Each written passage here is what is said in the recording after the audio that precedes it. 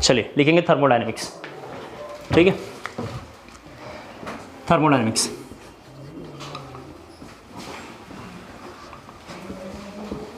Thermodynamics ये दो part में चैप्टर मैंने आपको बता दिया, थर्मोडायनेमिक्स और थर्मोकेमिस्ट्री, ठीक है। ये लिखना थर्मोडायनेमिक्स थर्मोकेमिस्ट्री दो पार्ट में, चैप्टर नंबर 6 क्लास 11th में है ये, ठीक है। कोई बात नहीं, आप कुछ भी बोल सकते हैं, ऐसे कोई दिक्कत नहीं है, आपका रिकॉर्ड नहीं करेगा, टेंशन ना लें। यस, बस सिर्फ और सिर्फ मेरी आवाज़ रिकॉर्ड होगी। बहुत तेज़ बोलेंगे तब जाके शायद आपका रिकॉर्ड हो, आप अगर कोई हल्का फुल्का बात करते हैं तो आपको रिकॉर्ड नहीं करेगा ये। यस, तभी तो ठीक है, हो गया। तुमसे ज़रूर पूछूंगा क्या करना है। हाँ, लिखना है thermodynamics chapter number 6 class 11th का, मैंने आपको बता दिया, ठीक है। थर्मोडायनेमिक्स मतलब सभी बच्चे देख पा रहे हैं, थर्मो का मतलब जो है बुक्स में लिखा होगा, थर्मो का मतलब होता है, मैं ये पहले हम लोग थर्मोडायनेमिक्स देखेंगे, फिर हम लोग थर्मोकेमिस्ट्री देखेंगे। देखते हैं अप्रॉक्सीमेट पता नहीं कितने आवर में होगा, देखेंगे। थर्मो का मतलब हीट होता है वैसे तो केमिस्ट्री में, और इसमें लिखा हुआ है नेमिक्स, डायनेमिक्स लिखा हुआ है। डायनेमिक्स का मतलब होता है मोशन, केमिस्ट्री में कहीं भी डायनेमिक्स आता है तो उसका मतलब होता है मोशन, यानी हीट का मोशन हमें देखना है किसी भी कंपाउंड में, हीट का क्या मोशन है वो हम देखेंगे, तो उसका नाम है थर्मोडायनेमिक्स। तो लिखेंगे ब्रांच ऑफ फिजिकल केमिस्ट्री, लिखेंगे branch of physical chemistry which deals with branch of physical chemistry which deals with interconversion of various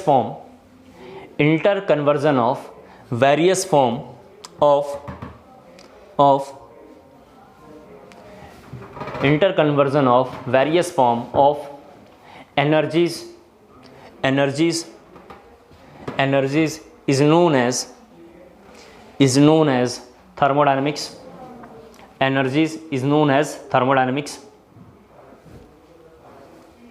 It also gives the idea about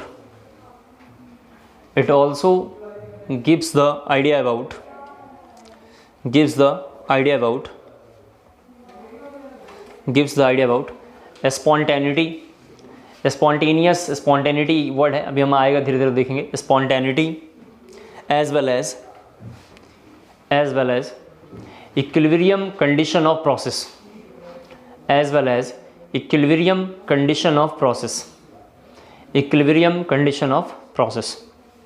मैंने बता दिया आपको ये चैप्टर काफ़ी बड़ा है। एनसीईआरटी में तो एक ही चैप्टर है, चैप्टर नंबर 6 क्लास 11 में है, लेकिन हमारे पास ये काफ़ी बड़ा चैप्टर है, दो बड़े बड़े चैप्टर हैं। एक्चुअली 11th में फिजिकल केमिस्ट्री में ज़्यादा चैप्टर है, आप ध्यान से देखेंगे तो एक मोल कंसेप्ट है, मोल कंसेप्ट 2 है, आप तो जानते हैं, फिर केमिकल है, आयनिक है, तो बड़े बड़े चैप्टर 11 में है। 12th में फिजिकल केमिस्ट्री में चैप्टर कम है, काइनेटिक्स है, इलेक्ट्रो है, दो वो बड़े चैप्टर हैं, सॉल्यूशन छोटा है, सॉलिड स्टेट बहुत ही छोटा है, दो छोटे छोटे चैप्टर हैं, आप तो जानते हैं सॉलिड स्टेट तो बहुत ही छोटा है, तो द सरफेस भी बहुत छोटा है, ये सब बड़े बड़े चैप्टर हैं, तो इसमें टाइम लगता है। और जेई मेंस में मतलब थर्मोडायनेमिक्स से क्वेश्चन पिछली बारों में क्यू वगैरह से आया हुआ है, क्यू देखेंगे, डब्ल्यू स्मॉल, एस का नाम एंट्रोपी वगैरह होगा, अभी हम लोग देखेंगे, इनसे क्वेश्चन आए हुए हैं।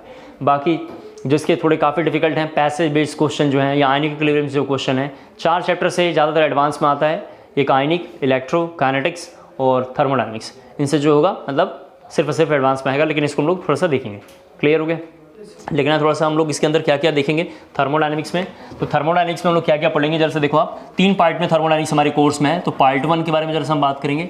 थर्मोडायनेमिक्स हमारे कोर्स में 3 पार्ट में है, तो पार्ट 1 में लिखेंगे, पहला जो वर्ड हम पढ़ेंगे उसका नाम है FLOT, first law of thermodynamics, ये लिखेंगे जरा सा, FLOT first law of thermodynamics. Last years में जाके अगर जेईई मेंस का क्वेश्चन देखेंगे पिछले 5-6 सालों का सेट, तो उसमें यही सब पूछा हुआ है, QWUH, हम लोग यही पढ़ेंगे, QWUH इस तरीके का नाम है, QWUH इस तरीके का नाम है, ये इसका नाम शायद एंथैल्पी वगैरह होता होगा, आगे चल के देखेंगे, ये वर्क है कुछ देख लेंगे, ठीक है, और इंटरनल एनर्जी वगैरह वगैरह ये सब आएगा, हम लोग देखेंगे। तो QWUH इस तरीके का लिखा हुआ है। क्लियर हो गया? पार्ट 2 में जरा हम जब चलेंगे तो उसमें लिखा होगा बुक्स में, slot second law of thermodynamics and third law of thermodynamics, second law of thermodynamics and third law of thermodynamics, जरा से ये लिखेंगे हम लोग, और यहाँ पर लिखा हुआ है, ये लिख देते हैं हम लोग, जरा सा आगे देखेंगे। और पार्ट 3 में हम लोग करेंगे, उसमें करते हैं थर्मोकेमिस्ट्री, पार्ट 3 में हम लोग करेंगे थर्मोकेमिस्ट्री, थर्मोकेमिस्ट्री नाम से ही पता चल रहा है, इसको पढ़ के ही बात ऐसे ही पता चल रहा है, आएगा तो हम लोग देखेंगे, नाम से पता चल रहा है कि एनर्जी का रिएक्शन लेना है, यानी एनर्जी का केमिकल रिएक्शन लेना है, तो एनर्जी का केमिकल रिएक्शन का नाम होगा थर्मोकेमिस्ट्री। ठीक है जी, तो ज़रा जल्दी से कॉपी कर लीजिए।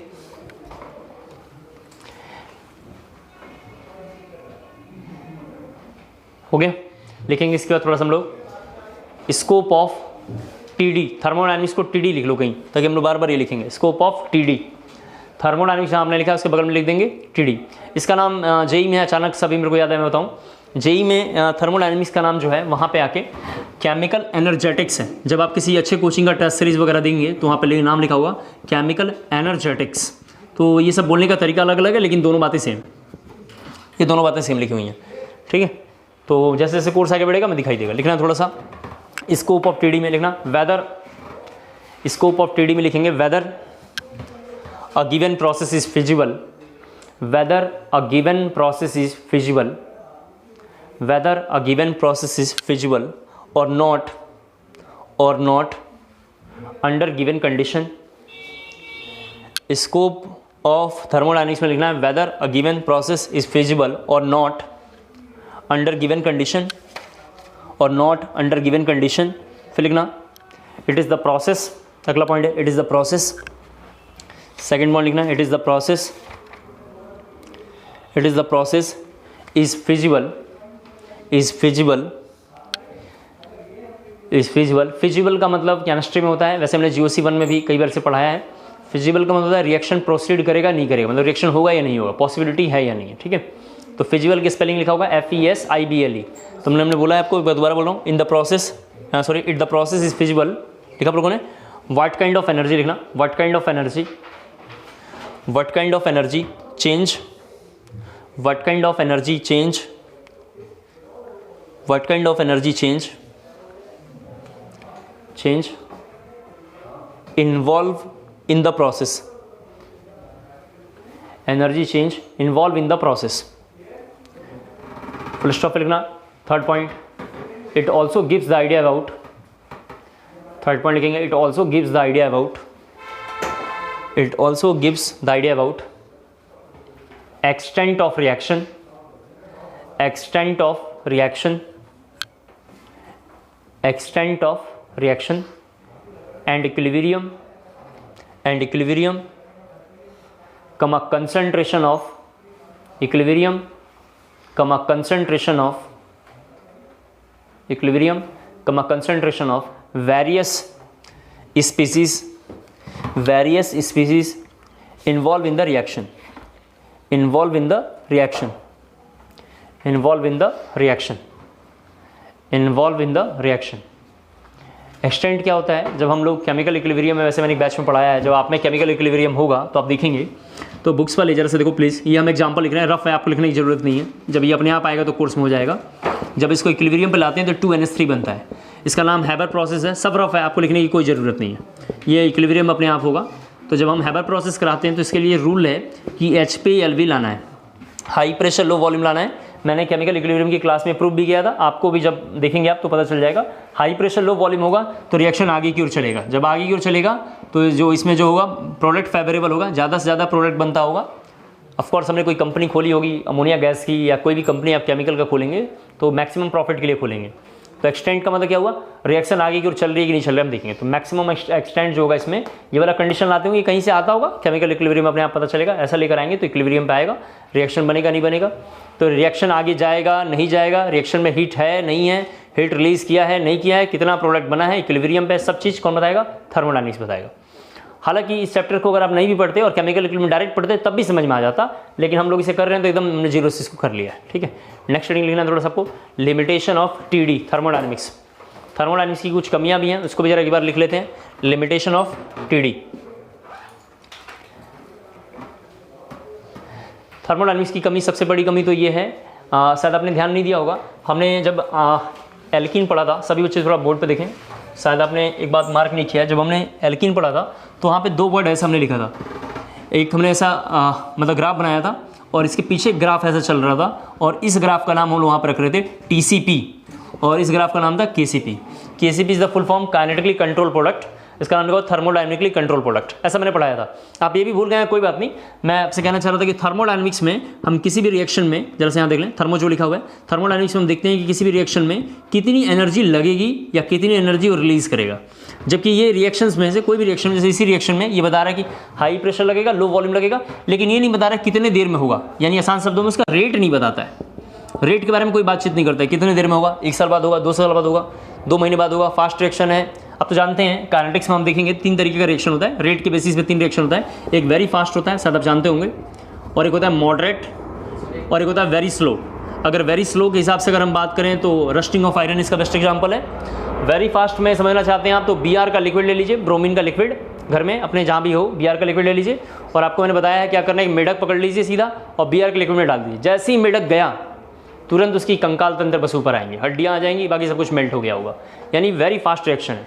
किसी से दुश्मनी हो जाए तो Br लिक्विड अपने पॉकेट में रखेंगे और उसको जैसे इसकी स्किन पे फेंकेंगे, वो जैसे लिक्विड आके उसकी स्किन पे गिरा, वहाँ से मांस जो होगा लोथड़ा कट के नीचे गिर जाएगा। आपको जेल भी हो सकती है, इसलिए आप जाएंगे कभी लेबोरेटरी की दुकान पे जहाँ भी लैब का सामान आता होगा, आपको नहीं देगा वो, उसके लिए स्पेशली पर्ची उर्ची लिखवा के लाना पड़ेगा, जो लैब इंचार्ज होगा उससे, आपको कभी नहीं देगा।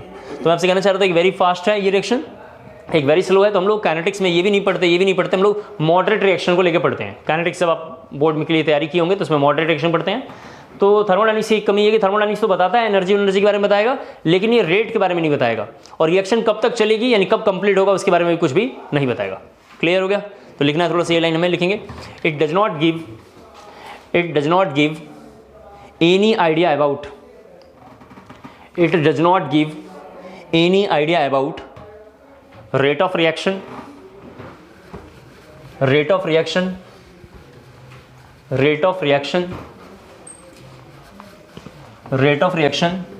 that is time required for completion of the reaction। Reaction कितने देर में कंप्लीट होगा, उसमें कितना टाइम लगेगा, कोई भी चीज़ ये नहीं बताएगा। क्लियर हो गया होगा? ठीक है। फिर कुछ टर्म्स होते हैं जो थर्मोडायनामिक्स में डिफाइन होते हैं, जैसे फिजिक्स में जब थर्मोडायनामिक्स सर पढ़ाएंगे तो बोलेंगे सिस्टम है, सराउंडिंग है, यूनिवर्स है, तो कुछ टर्म्स हैं उनके बारे में जरा हम बात करेंगे। तो लिखना है थोड़ा सा आपको, some important terms related to TD thermodynamics, some important terms related to TD। ठीक है। यहाँ थोड़ा देखिए, पहला एक वर्ड है, जरा समझाता हूँ आपको, फिर हम लोग एक जगह लिख लेंगे। पहला वर्ड का नाम है सिस्टम। पूरे यूनिवर्स में जरा देख लें आप, जो हम लोग बैठे हुए हैं अर्थ पे, यानी पूरा अर्थ एक यूनिवर्स है, उस पूरे अर्थ पे अगर आपने ये पेन उठा लिया और इस पर आप कुछ भी रिसर्च कर रहे हैं या ऑब्जर्वेशन कर रहे हैं, इसका कुछ भी कर रहे हैं, तो ये सिस्टम है। आप जिस पे भी अपना काम करें, ये बोर्ड है, इस बोर्ड पे केवल ऑब्जर्वेशन कर रहे हैं, तो इस बोर्ड के अलावा रूम में जो कुछ पड़ा होगा वो सब सराउंडिंग है, लेकिन सिर्फ और सिर्फ मतलब जो भी हो, सिर्फ और सिर्फ बोर्ड जो है सिस्टम है। तो जिसको आप ऑब्जर्व करेंगे या जिस पे ऑब्जर्वेशन रखेंगे या जिस पे आप रिसर्च करेंगे वो हमारे लिए क्या है, सिस्टम है। क्लियर हो गया? तो लिखना है सिस्टम में थोड़ा सा एक लाइन लिखेंगे, पार्ट ऑफ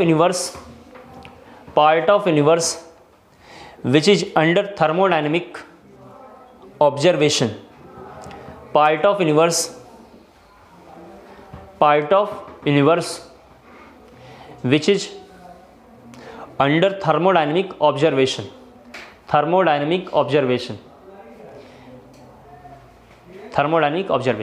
ठीक है।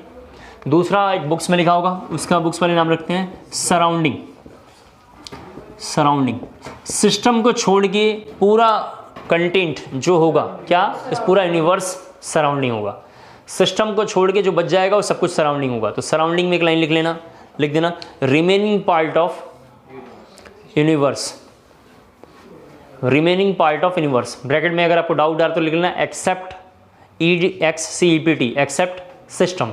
सिस्टम को छोड़ के सब कुछ क्या होगा, सराउंडिंग होगा। कर लेंगे शायद। इसके बाद थर्ड वर्ड बुक्स में लिखा होगा यूनिवर्स। तो यूनिवर्स हमने शायद डिफाइन कर लिया है, आपने शायद समझ गए होंगे। यूनिवर्स का फॉर्मूला होगा सिस्टम, जरा से यहाँ देख लो, प्लस सराउंडिंग, ऐसा हम लोग लिख सकते हैं। और सिस्टम सराउंडिंग को ऐड करेंगे तो यूनिवर्स बनेगा। तो जरा कॉपी कर लेना है जरा सा।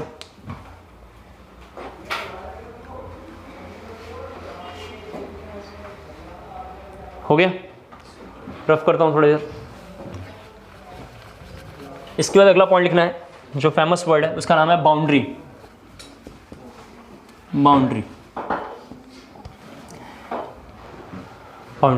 बाउंड्री क्या है, जैसे इसको रफ करता हूँ, देखिए थोड़ा सा। ठीक है।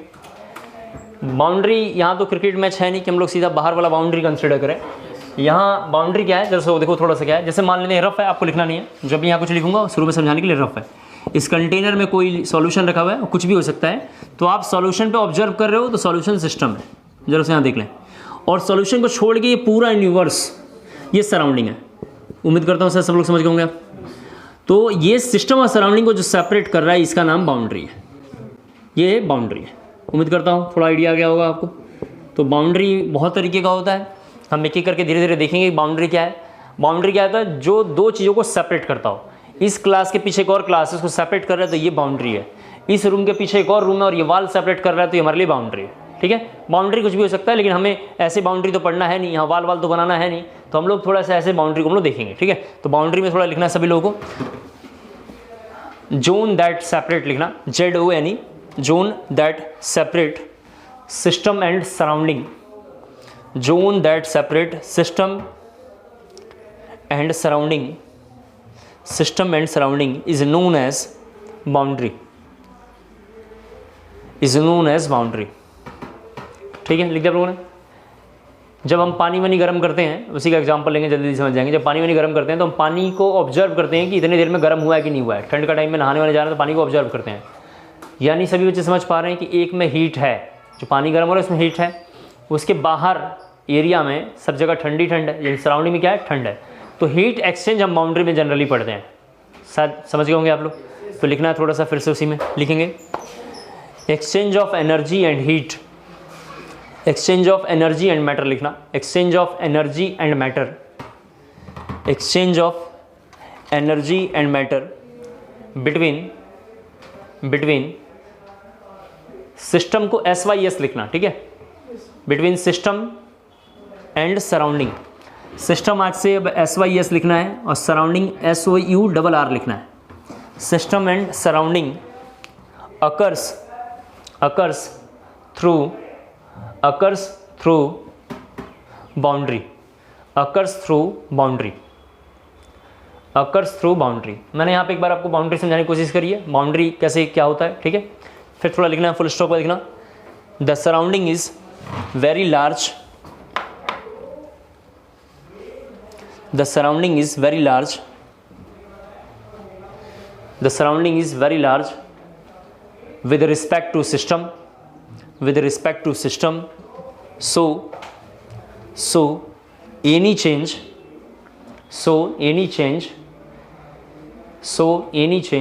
whether a small or large with respect to system is always considered to be, with respect to system is always considered to be a small with respect to surrounding,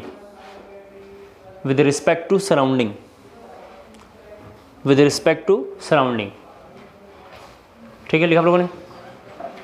लिखना इसके थोड़ा सा बाउंड्री, मेन हेडिंग में लिखना types of boundary, लिखना types of boundary. ठीक है, types of boundary. NCERT में भर भर के बाउंड्री के बारे में लिखा होगा, तो हम लोग बाउंड्री को कंपेयर करके पढ़ लेंगे तो थोड़ा अच्छा होगा। बाउंड्री फिजिक्स में भी थोड़ा अजीब से पढ़ाते हैं, लेकिन हम लोग करेंगे कंपेयर कर लेंगे।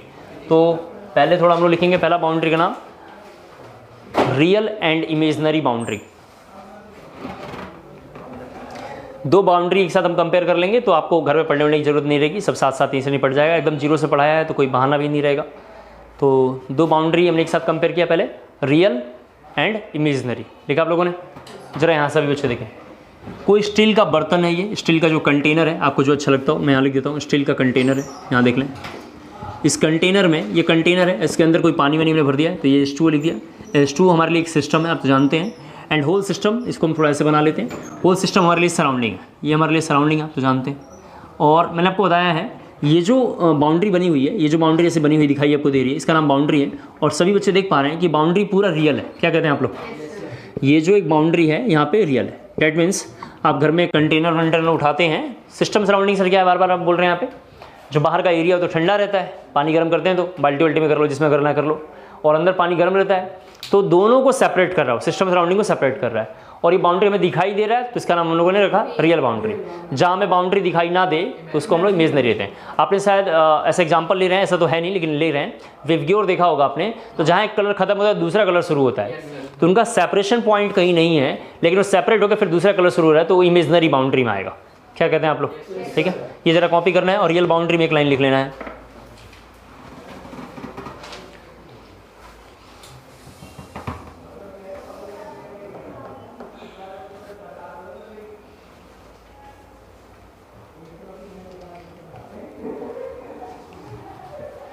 हो गया? रियल बाउंड्री में लिखना है। रियल का नाम ही पता चल रहा है, एकदम ओरिजिनल होगा, सच में एग्जिस्ट करता होगा, तो आपके लिए लाइन लिखना, clear separation between system and surrounding. Clear separation between system and surrounding. Clear separation between system and surrounding. Between system and surrounding. Imaginary में आप जानते हैं क्या लिखना चाहिए? No clear separation between system and surrounding. No clear separation between system and surrounding. इस जो water रखा हुआ है इसके अंदर ऑयल ड्रॉपलेट्स हम डाल दें, दोनों तो इमिजिबल तो होता है, डिजॉल्व तो होता है क्या? तेल और पानी डिजॉल्व होगा क्या? नहीं होगा, इसी के ऊपर रह जाएगा, कहीं कहीं रह जाएगा, लेकिन कहाँ पे है उसका सेपरेशन पॉइंट हमें दिखाई नहीं देगा, क्लियर नहीं है। क्लियर है क्या कहाँ पे है? नहीं है, तो हमने लिख दिया। क्लियर हो गया? इसके जरा सा दूसरा हमें लिखना है रिजिड और नॉन रिजिड बाउंड्री। दूसरे का नाम है रिजिड, नॉन रिजिड। हम दो टॉपिक साथ में कंपेयर कर लेते हैं, एक एक अलग अलग पढ़ने से अच्छा है दो साथ साथ में देखो। Rigid, non rigid boundary. Rigid non rigid के लिए अगर आप एग्जांपल समझना चाहते हैं तो ये ज़रा सा देख लें। एक ऐसा कोई आइडियल गैस, सभी बच्चे ज़रा सा देखें, एक कंटेनर है, इस पर हमने कोई आइडियल गैस डाल दिया है, ये कोई भी कंटेनर है और आप इस पर खूब प्रेशर लगाए जाते हैं, प्रेशर लगा रहे हैं, ये एक्सटर्नल का नाम है, खूब प्रेशर लगा रहे हैं लेकिन ये दब ही नहीं रहा नीचे, रिजिड है, मान ही नहीं रहा, बात ही नहीं सुन रहा है, ऐसा वाला कंडीशन है। तो ऐसा वाला जो बाउंड्री होगा वो कौन सा होगा? हमारा रिजिड बाउंड्री। रिजिड बाउंड्री ने क्या किया? अंदर की gas that is ideal gas और बाहर का जो एटमॉस्फेरिक प्रेशर है उन दोनों को सेपरेट करके उसने रखा है। शायद समझ गए होंगे आप?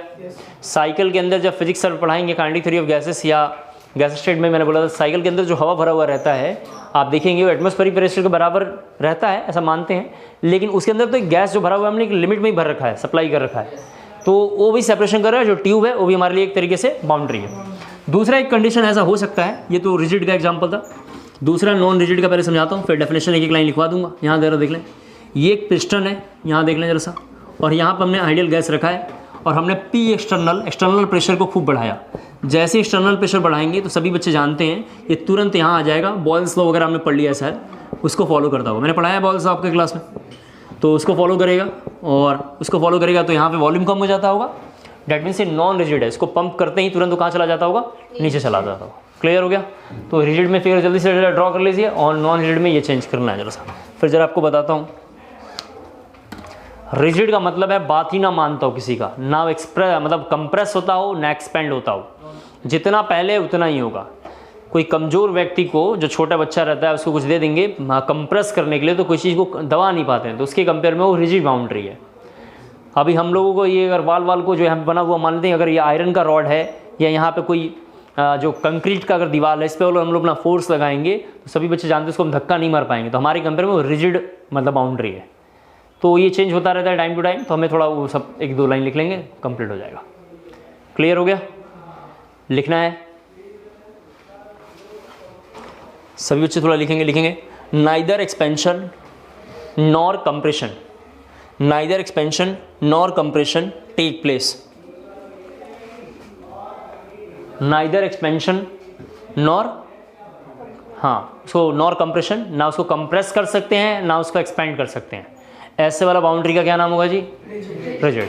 आप कल्पना करके देख लीजिए, एग्जाम्पल जल्दी समझ जाओगे। वो कंटेनर का जो वाल है मान लेते हैं सब आयरन का है, डिब्बा आयरन का, उसके अंदर कोई गैस भरा होगा, उस गैस का नाम आइडियल गैस है। आइडियल गैस कौन है? कोई भी गैस अपनी मर्जी से मान लो, STP पे वो आइडियल है। एक छोटे बच्चे को दे देंगे उसको कंप्रेस करने के लिए, कंप्रेस ही नहीं कर पाएगा क्योंकि उसके हाथ में उतना फोर्स नहीं है दबा ही नहीं पा रहा है, इसके अंदर का जो गैस का वॉल्यूम होगा वो फिक्स होगा। क्या कहते हैं आप? तो लिखना है थोड़ा सा, that is volume equal to constant, that is volume constant that is volume constant. Example को बच्चा पूछेगा तो बोल सकते हैं air in balloon, air in balloon लिखना आप थोड़ा सा, एयर इन बैलून, ठीक है। दूसरे में सभी बच्चे देख पा रहे हैं यहाँ पे, दूसरे में यहाँ पे दिख रहे हैं। इसका एग्जाम्पल शायद आपको याद होगा, मैंने एक बार आपको शायद बताया था, इसके अंदर अगर आइडियल गैस है बहुत तेज़ी से कंप्रेस करेंगे तो सब कंप्रेस होकर नीचे तक आ जाते थे।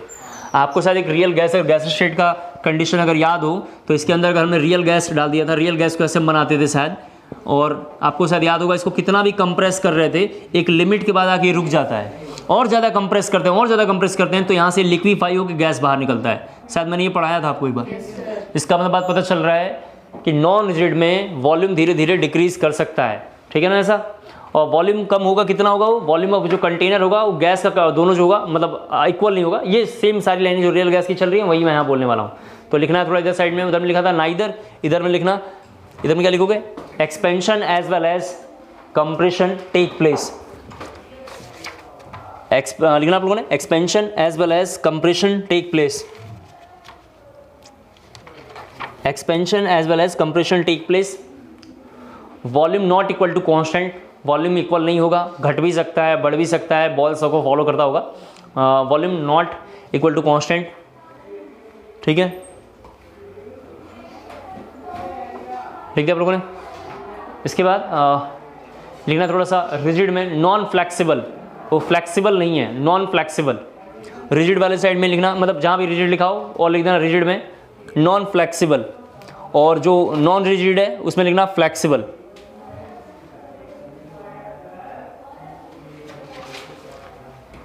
ठीक है, लिख दिया आप लोगों ने। थर्ड, ये हमने सेकंड देखा रिजिड नॉन रिजिड। थर्ड लिखना permeable and non permeable.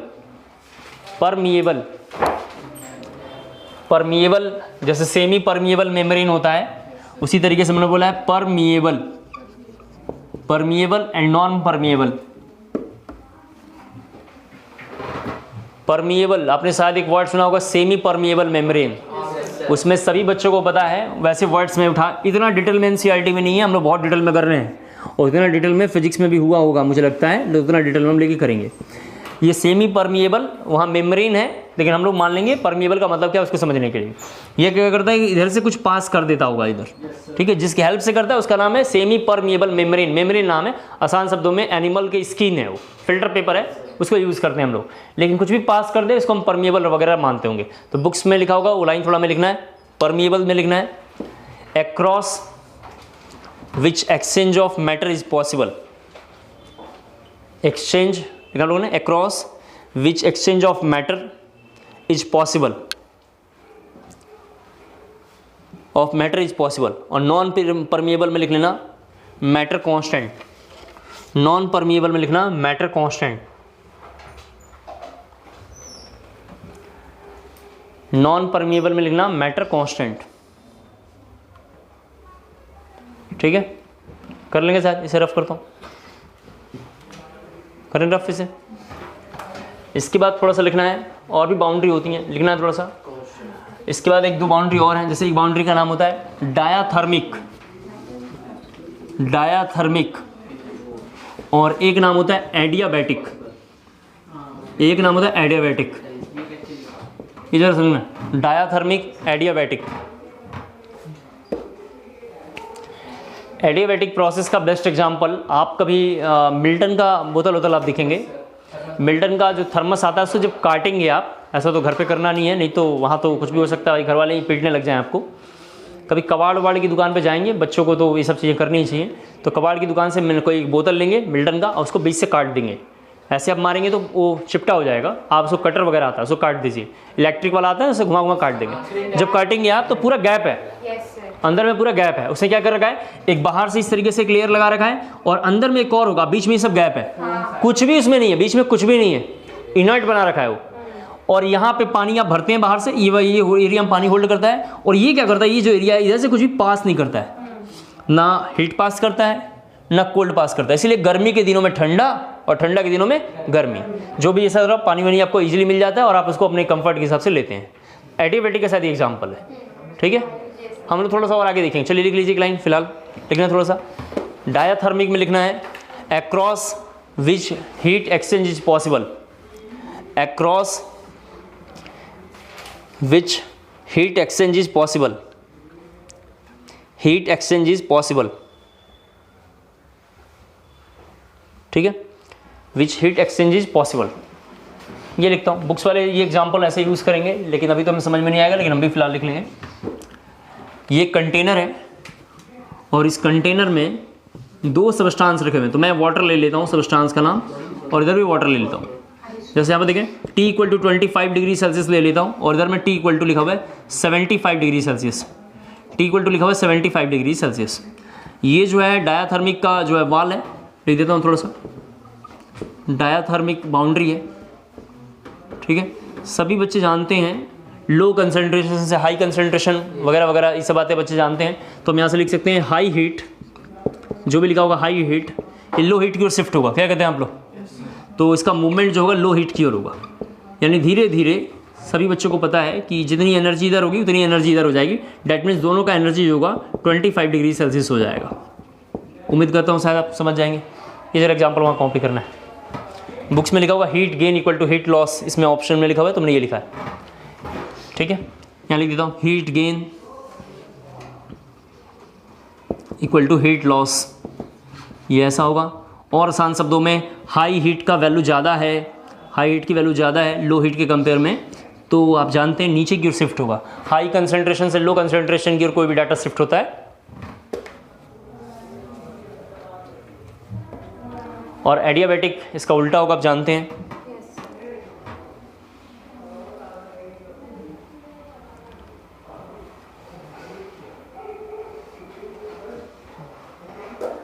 Adiabatic में लिखना है, एडियाबैटिक में लिखना across which not heat exchange is possible, heat exchange is possible, heat exchange is not possible, ठीक है। आप लोग हीट एक्सचेंज पॉसिबल नहीं है। इसमें भी दोनों में वाटर ले लेते हैं, सभी बच्चे देख लें। और टी की वैल्यू इधर 75 डिग्री है और यहाँ पे भी टी की वैल्यू 25 डिग्री सेल्सियस है। ये एडियाबैटिक है, एडियाबैटिक वॉल है ऐसा मान लिया, या बाउंड्री है। वॉल या बाउंड्री एक ही चीज़ होता है, मैं थोड़ा वहाँ पे लिखवाना भूल गया था। वॉल और बाउंड्री दोनों की चीज़ है। और आपने जैसे ही बाउंड्री रखा है तो टेम्परेचर इसमें हमेशा कांस्टेंट होता होगा, ठीक है। टेम्परेचर कांस्टेंट होगा, उसका कोई चेंजेस वगैरह नहीं हो रहा, तो ये लिख लेंगे। यानी टेम्परेचर कांस्टेंट का मतलब बुक्स में लिखा होगा दो different temperature as it is रहेंगे, तो हमने उसको मान लिया कांस्टेंट है। दो डिफरेंट टेम्परेचर एक ही जगह है तो उनमें कोई चेंजेस नहीं हो रहा, तो हमने ये लिख दिया है।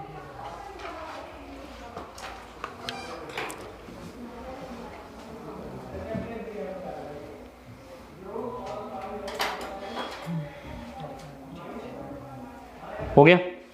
देखना इसके बाद अगली heading types of system, types of system, types of system. System में शायद आपने ध्यान नहीं दिया था, सिस्टम में और सराउंडिंग में हीट का एक्सचेंज वगैरह हो रहा है, ठीक है ना जी।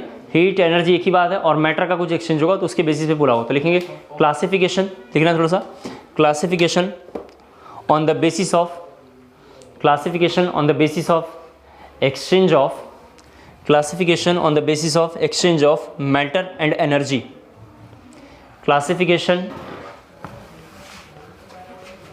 लिखा आप लोगों ने, पूरी लाइन एक बार फिर से बोलता हूँ। Classification on the basis of exchange of matter and, क्या लिखा आप लोगों ने, एनर्जी। मैटर और एनर्जी का जो एक्सचेंज था शायद आप लोग समझ नहीं पाए, उसका नाम बाउंड्री है। बाउंड्री किसको बोला हम लोग जी, मैटर और एनर्जी का एक्सचेंज। तो लिखना ब्रैकेट में लिखना है that is nature of the boundary, bracket में लिखना है that is nature of the boundary, that is nature of the boundary, that is nature of the boundary। Bracket close करके लिखना है। कई तरीके का होता है, जैसे पहले का नाम लिखा होगा ओपन सिस्टम, फर्स्ट नाम है ओपन सिस्टम। ओपन सिस्टम में लिखना है सिस्टम, ओपन सिस्टम हमारी अगली हेडिंग है। चार तरीके के सिस्टम है जनरली, ठीक है, एक ओपन, एक क्लोज, और थोड़ा आगे देखेंगे, ठीक है। तो पहले ओपन देखते हैं। ओपन में लिखना थोड़ा सा system which can exchange, system which can exchange, ठीक है, लिखा आप लोगों ने, system which can exchange matter as well as energy, matter as well as energy with the surrounding, with the surrounding, with the surrounding, with the surrounding. इसका मतलब सभी बच्चे समझ पा रहे हैं कि ये एक सिस्टम है। यहाँ थोड़ा सा देख लीजिए, जो आपको अच्छा लगे सिस्टम में, तो ये एनर्जी भी इधर शिफ्ट करता होगा, तो हम इधर एनर्जी लिख देते हैं, सभी बच्चे समझ पाएंगे। और यहाँ अगर हम लिख दें मैटर, तो मैटर के लिए हम यहाँ पे मैटर या मास कुछ भी अच्छा लगे लिख दो, हम यहाँ मैटर लिख देते हैं और यहाँ मास भी लिख देते हैं। यहाँ पे देख लें सभी बच्चे, इसका मतलब दोनों अगर ये किसको कर रहा है, सराउंडिंग को कर रहा है, सही है ना साहब। तो सराउंडिंग को कब करेगा जी, कोई बच्चा बताए जल्दी से, सराउंडिंग को कब करेगा ये। सराउंडिंग को करने के लिए मुझे ऐसा लगता है कि जो कंटेनर का वाल है ये इमेजनरी होना चाहिए, सही है ना साहब, ठीक है, ये इमेजनरी होना चाहिए। तो ज़रा ये लिख लीजिए। और आप जानते हैं ऐसे केस में जब ये बना होगा, ऐसे केस में सभी बच्चे समझ पा रहे हैं, मास कांस्टेंट कभी नहीं होगा। क्या कहते हैं आप लोग, होगा नहीं होगा। एनर्जी कांस्टेंट कभी नहीं होगा। तो दोनों डाटा कांस्टेंट नहीं है क्योंकि वो एक्सचेंज हो रहा है, एक्सचेंज हो रहा है तो कांस्टेंट नहीं है। बाउंड्री कैसी होगी, इमेजनरी बाउंड्री होगी, इमेजनरी इमेजनरी होगा, डायाथर्मिक होगा। डायाथर्मिक में भी यही काम हो रहा है, तो बाउंड्री इमेजनरी लिखना, डायाथर्मिक लिखना, इमेजनरी डायाथर्मिक लिखना। एग्जाम्पल कोई बच्चा मेरे से बोलना चाहता है, एग्जाम्पल बताइए। तो घर में ओपन कंटेनर में पानी लेके बर्तन में रख के गर्म करना। जैसे हम गर्म करने लगते हैं तो कुछ वाटर मॉलिक्यूल हीट होके अपने मैटर या मास को ऊपर की ओर शिफ्ट कर देते हैं, सराउंडिंग में चला गया, सही है सा। और सभी बच्चे समझ पा रहे हैं उसका मास भी कांस्टेंट नहीं है। 2 लीटर लेके हिट कर रहे थे, बाद में कम बचेगा, और उसकी एनर्जी भी अब कैसी होगी, कांस्टेंट नहीं है। तो लिखना एग्जाम्पल में H2O वाटर लिखना, H2O, ठीक है, ब्रैकेट में लिखना hot H2O in open container. इसका मतलब था hot H2O in open container, hot H2O in open container, hot H2O in open container. दूसरा लिखना है थोड़ा सा आपको। इसके बाद दूसरा हमारा है क्लोज सिस्टम, ठीक है, दूसरा हमारा है क्लोज सिस्टम। क्लोज सिस्टम में लिखना है system which can exchange, system which can exchange energy, which can exchange only energy लिखना, which can exchange only energy with surrounding and not the matter, and not the matter, and not the matter, and not the matter। इसका मतलब सभी बच्चे देखें जरा सा, मुझे यही समझाना है, मैं ही समझाता हूँ। इसका मतलब ये हुआ कि ये वाला तो नहीं होता होगा और ये वाला होता होगा। क्या कहते हैं आप लोग। तो मैं आपसे कहना चाह रहा हूँ कि मुझे ये लाइन लिखना है, इसी एग्जाम्पल को मैं बना रहा हूँ, आप इसी में दोबारा आप ऐसे लिख लेना। मेरे को लिखना था इसमें मास तो कांस्टेंट होगा, क्या कहते हैं आप, मास या मैटर दोनों एक साथ लिख देते हैं। मैटर का मास ले रहे हैं हम लोग बार बार, ये कैसा होगा, कांस्टेंट। और एनर्जी चेंज होगा, तो एनर्जी के लिए हम लोग आप जानते हैं नॉट इक्वल टू कांस्टेंट, ये लिखेंगे। कोई बच्चा बोलेगा सर इसका एग्जाम्पल बताइए, तो रियल बाउंड्री, क्या कहते हैं आप, रियल एंड डायाथर्मिक। सर आप डायाथर्मिक बार बार क्यों यूज़ कर रहे हैं, क्योंकि यहाँ पे एनर्जी चेंज होगा, इसमें एडियाबैटिक में एनर्जी चेंज नहीं होता है। क्लियर हो गया ना आपको। तो एनर्जी चेंज के लिए लिखेंगे। तो बच्चा बोलेगा एनर्जी चेंज भी से कैसे पता चलेगा। घर में गर्मी का दिन आने वाला है, उसमें देखेंगे कोल्ड ड्रिंक एक गिलास ले लेंगे स्टील के बर्तन में, अब भर के रख देंगे। कंटेनर के मतलब जो वाल होगा, मतलब ग्लास के जो वाल हैं उसके ऊपर देखेंगे पानी का एक लेयर आ जाता है, आईसी लेयर आ जाता है, ठंडा टाइप का लेयर एक आ जाता है। यानी उससे अपनी एनर्जी कुछ भी हो सकता है, गर्म और कोल्ड दोनों में से कुछ भी एक हो सकता है, सही है सा। गर्म दूध लेकर रख देंगे, उसके ऊपर अगर ग्लास भीगा हुआ है तो साइड में ड्राई हो जाएगा तुरंत। उम्मीद करता हूँ सर समझ गए होंगे आप। इसका मतलब इसका क्या एग्जाम्पल होगा, hot water in close container, hot water in close container लिख लेना, hot water in close container, hot water in close container. तो हमने एक तरीके का सिस्टम देखा जिसमें दोनों खाली हैं, मतलब दोनों से ट्रांसफर हो रहा है। दूसरा हमने देखा कि क्या हो रहा है, दूसरे में मास का नहीं हो रहा है, इसका नहीं हो रहा था ना जी, इसका एक्सचेंज नहीं हो रहा है और इसका हो रहा था, ठीक है। अब तीसरा देखेंगे जिसमें दोनों का नहीं होगा, तीसरा देखेंगे जिसमें दोनों का नहीं होगा। तो तीसरा नाम लिखना है थोड़ा सा, ये मैंने 2 बात कर लिया। तीसरा क्या लिखना चाहिए फिजिक्स में हो रहा का बताइए, आइसोलेटेड। तो लिखना है आइसोलेटेड सिस्टम, ये 3 लिख लेंगे जरा सा। आइसोलेटेड सिस्टम है अगला, आइसोलेटेड सिस्टम। इसमें लिखना है सिस्टम, आइसोलेटेड में लिखना है system which neither exchange energy, system which neither exchange energy nor matter nor matter with surrounding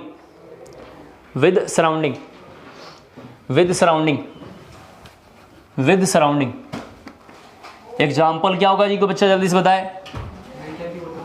हाँ एग्जाम्पल लिखना हॉट मिल्क इन लिखना, थोड़ा सा क्या लिखोगे, हॉट मिल्क थर्मोफ्लास्क लिखना, हॉट मिल्क इन थर्मोफ्लास्क, ये लिखना है जरा सा वहाँ पे, हॉट मिल्क इन थर्मोफ्लास्क जैसे लिखा हो पूरा लाइन लिखना है यहाँ से लेके यहाँ तक, हॉट मिल्क इन थर्मोफ्लास्क के बाद ये लाइन लिखना है। पता नहीं, हमने देखा नहीं है, हम तो जानते हैं मिल्टन को, हमने कटिंग करके देखा है, मिल्टन में ऐसा कुछ नहीं होता। यहाँ पे लिखेंगे क्योंकि इसमें इनर्ट कांच वाच की बोतल की बात आप कर रहे हैं, वो किसी ज़माने में चलता था। मिल्टन की बोतल में क्या होता है, गैप होता है, उसमें इनर्ट आ जाता होगा, ठीक है। और वैक्यूम आने का मतलब ना कुछ आएगा ना कुछ जाएगा, तो ठंडा तो ठंडा ही रखेगा। जो आप बता रहे हो कांच की पहले बोतल आती थी, जल्दीबाजी में गर्म दूध रख देते थे तो बोतल अंदर से चटक जाता था। पुराने ज़माने में 10-12 साल पहले, अभी आते होंगे सस्ते वाले, जो गरीब लोग हैं जिनकी जीविकापार्जन बहुत कम बजट में है, तो मिल्टन तो ले नहीं सकते भाई, या बोलेंगे सर ले सकते हैं, 700 रुपये का मिल्टन का बोतल आता है, ठीक है, वो 250 रुपये में आता है, तो हम लोग गरीब रहते सस्ता लेते। यहाँ लिखा मास मैटर कांस्टेंट, एनर्जी कांस्टेंट, ये मास और मैटर भी एक्सचेंज नहीं होगा और एनर्जी भी एक्सचेंज नहीं करेगा। कौन नहीं करेगा, सिस्टम से सराउंडिंग नहीं करेगा। और इसका एग्जाम्पल कौन होगा, रियल एंड एडियाबैटिक। कर लेंगे शायद लास्ट, थोड़ा आज की क्लास में कुछ हेडिंग थोड़ा करेंगे हम लोग, उसके बाद थोड़ा और आगे चलेंगे। लिखना है थोड़ा सा अगली heading, mode of transfer of energy. Last इसके बाद हमारी हेडिंग करना है mode of transfer of energy. Mode of transfer of energy, energy transfer की क्या क्या मोड है, तो लिखना mode of transfer of energy. उसमें लिखना है energy can be transferred, energy can be transferred in two way, energy can be transferred in two way, energy can be transferred in two way. पहला आपका famous line जिसका नाम है heat, heat का symbol क्या होता है, क्यू। पहला हीट लिखेंगे क्यू, पहला हीट लिखेंगे क्यू।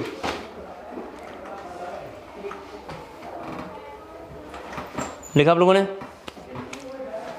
पहला हीट और क्यू। दूसरा एनर्जी को कैसे ट्रांसफर कर सकते हैं ये थोड़ा बताइए पहले, फिर मैं इसमें समझाता हूँ। दूसरा कैसे करते होंगे, वर्क, ठीक है। तो पहले हीट में लिखेंगे, हीट का सिंबल ऐसे क्यू है। लास्ट ईयर्स में जेईई मेंस में 2-3 साल पहले क्वेश्चन पूछा हुआ था, इसमें से कौन सा मतलब वर्क का सिंबल है या क्यू का सिंबल, मतलब ऐसा क्यू पूछा हुआ है, आप देख लेंगे तो उसमें जेईई मेंस में आया हुआ है। तो सिंबॉलिक रिप्रेजेंटेशन से भी क्वेश्चन आता रहता है, इसको थोड़ा आपको ध्यान रखना है। तो लिखेंगे थोड़ा इसमें, energy transfer which take place, energy transfer which take place due to temperature difference, due to temperature difference is known as heat, is known as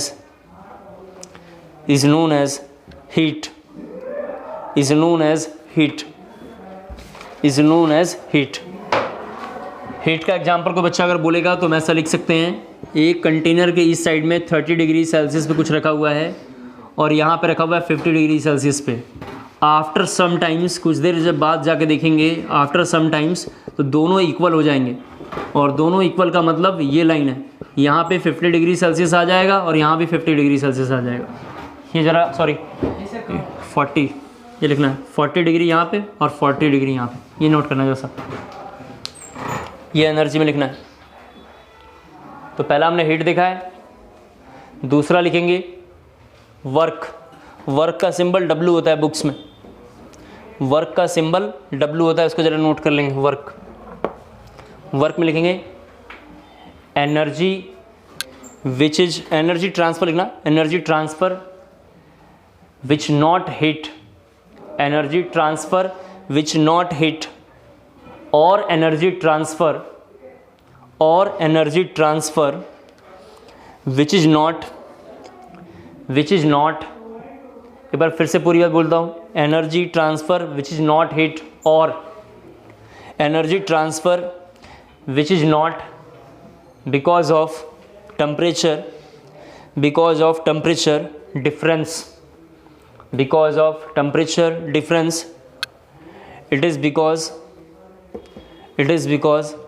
force, it is because force is known as work, it is because force is known as work. ठीक है, coming class में इसका हम लोग example और देखेंगे। ठीक है, और बाकी थोड़ा सा थर्मोडायनामिक्स को और तेज़ी से आगे लेके चलेंगे। ठीक है, इतना रहने देते हैं आज के लिए। ठीक है, ओके, चलिए।